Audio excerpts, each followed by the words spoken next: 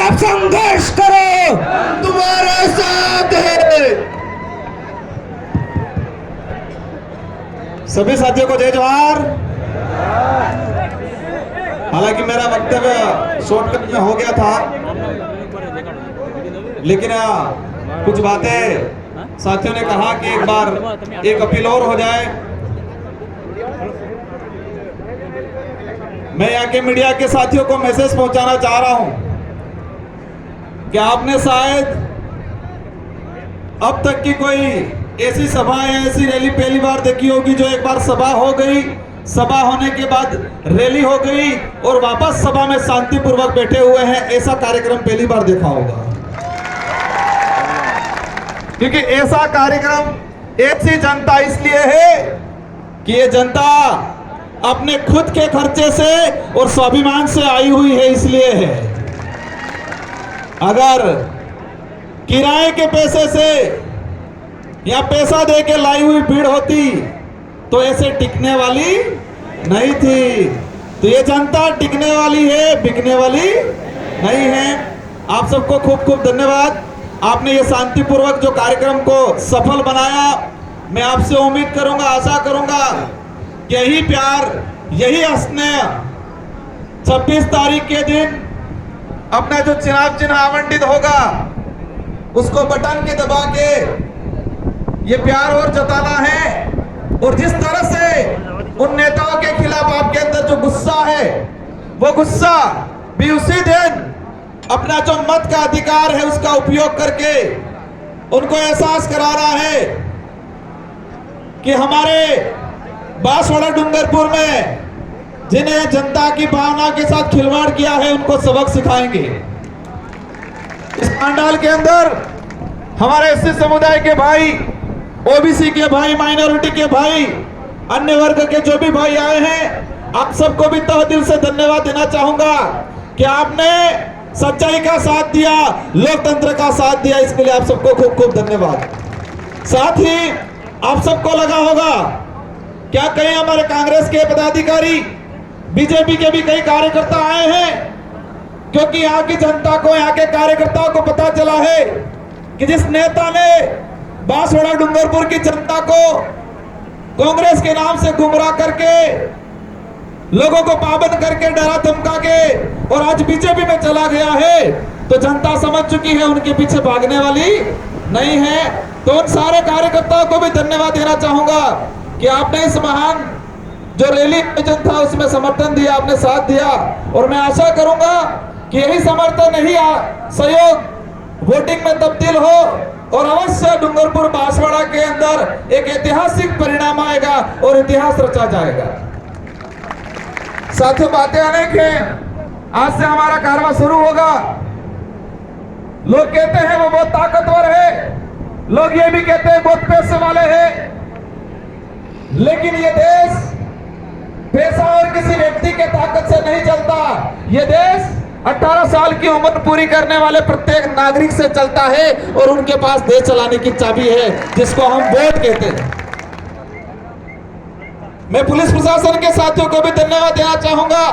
इस कार्यक्रम में आपका शानदार सहयोग रहा और उम्मीद करूंगा इसी तरह संविधान को मानते हुए, नियम कायदों को मानते हुए, किसी के साथ भेदभाव नहीं करें और लोकतंत्र को जीवित रखने में जो हमारी विचारधारा काम कर रही है, आप लोकतांत्रिक व्यवस्था को ध्यान में रखते हुए संविधान के अनुरूप इस बांसवाड़ा डूंगरपुर की जनता को साथ दे। यही हमारा सच्चा लोकतंत्र कहलाएगा। साथियों, मैं एक दिन बाकी दौरा में गया, एक बड़े बुजुर्ग से बातचीत हुई। बुजुर्ग व्यक्ति से पूछा, काका हमें किम नौकर हो? तो उस वडील ने कहा कि एमएलए साहब मालवीय जी के जो मुस्कर है। मैं भी विचार में आ गया, अभी तक समझ में, मैं भी सोच में पड़ गया, अभी तक उनको समझ में नहीं आया। दुखी होके वापस पूछा, काका यार ये बात थोड़ा परिवर्तन करो पड़ेगा। ना ना मालवीय जी के जो करूंगा। फिर मेरे को लगा यार कुछ तो बात है। फिर पूछा, काका ऐसा क्या क्या कहा था कि आने के जो तो के भाजपा वोट आलो न के भैरव जी ले जाए होकर खबड़ा जाता। क्या बोला? बेरव जिल्लयन होकर कवड़ा जाता कि एक बासवान कार्य वोट डालो नहीं है अगले आने के भी तो हेमोस करेगा। मैं उन बुजुर्गों को धन्यवाद देना चाहूंगा कि आप स्वाभिमानी हो, उनकी तरह ईडी से डर के भागने वाले नहीं हो। और ये बांसवाड़ा की जो सीट है ये पूरे देश पे मैसेज पहुंचाएगी और यहां से आप मुझे जिता के भेजोगे। हम बांसवाड़ा डूंगरपुर का नहीं पूरे देश का प्रतिनिधित्व करेंगे और पूरे देश के किसी भी कोने में हमारा आदिवासी समुदाय का भाई हो, एससी का हो, माइनॉरिटी का हो, जो भी पीड़ित वर्ग है उस सबकी आवाज बन के लोकसभा के अंदर जाएंगे। जो वर्तमान में जो स्थिति बनी हुई है, ये देश खतरे में है, ये देश खतरे में है। संविधान बदलने की बात की जा रही है।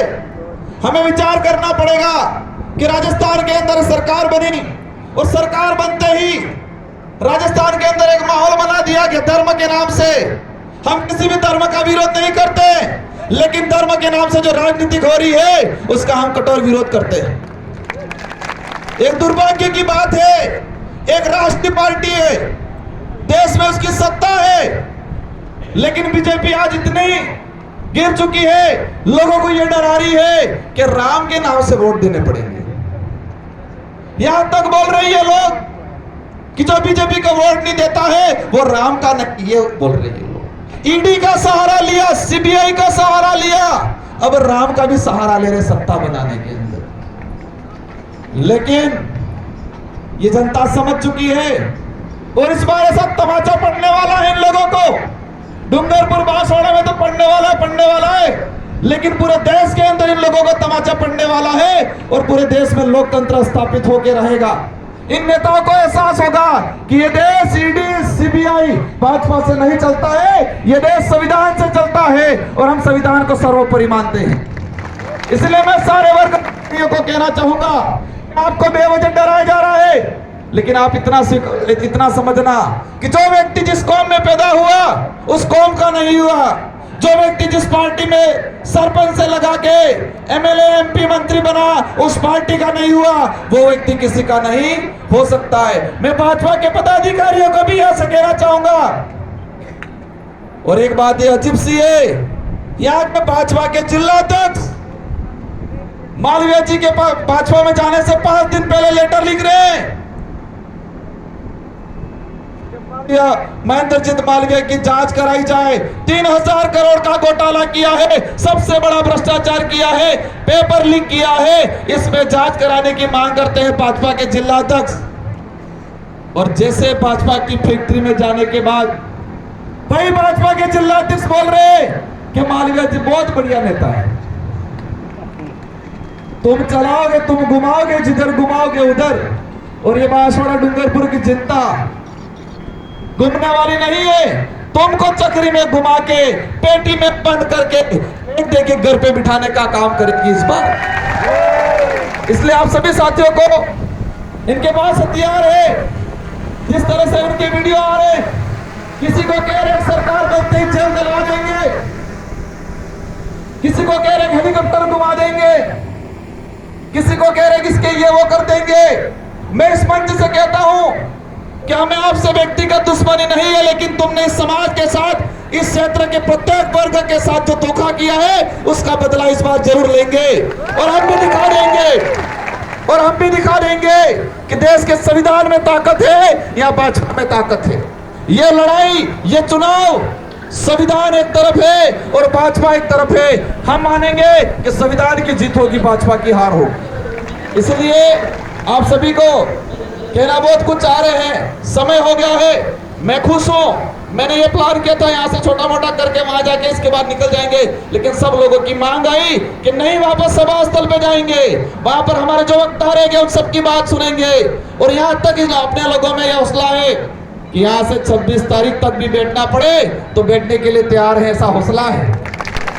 क्योंकि ये जनता स्वाभिमान के लिए जीने वाली है, ये जनता संविधान के लिए जीने वाली है, ये जनता आने वाली पीढ़ी के लिए जीने वाली है। ये लोग आने वाली पीढ़ी के साथ अन्याय कर रहे हैं। मैंने देखा इस इलाके के अंदर, पत्रकार बंधु पूछ रहे थे मुझे क्या विजन है। विजन बहुत कुछ है, बहुत लंबा चौड़ा है, इस क्षेत्र के युवाओं के साथ खिलवाड़ हुआ है, उसको न्याय दिलाने का काम करेंगे हम लोग। पानी के मंत्री रहे, 3000 करोड़ का घोटाला किया। आज भी हमारे कुशलगढ़, घाटोर, दानपुर के लोग बेचारे तरस रहे हैं। आज आधा आधा गांव खाली होकर गुजरात पलायन पे जा रहा है। हम चाहेंगे कि आने वाले समय में माही और कन्नड़ा से, यहां से हाई कैनाल बना के जितने छोटे मोटे नाले हैं, जितने डैम हैं, उन सारे को रोटेट करने का काम करेंगे आने वाले समय के अंदर। मैं आज जो विधायक बनाया, आज जो मैं बोल रहा हूं, 2 बार विधायक 84 की जनता ने बनाया। मेरे अंदर जो ताकत आई है वो कहीं कहीं एजुकेशन की वजह से आई है। और हम कोशिश करेंगे कि आने वाले 10 साल के अंदर हम इतना एजुकेशन के अंदर परिवर्तन लाएंगे कि हर गांव से यहां से आरएस अधिकारी निकलने की कोशिश करेंगे हम लोग। इन लोगों ने धर्म का धंधा खोला, इन लोगों ने धर्म का धंधा खोला। हम लोग स्वाभिमान का, हम लोग स्वाभिमान के लिए काम करेंगे, हम लोग एजुकेशन के लिए काम करेंगे, हम लोग रिजर्वेशन के लिए काम करेंगे।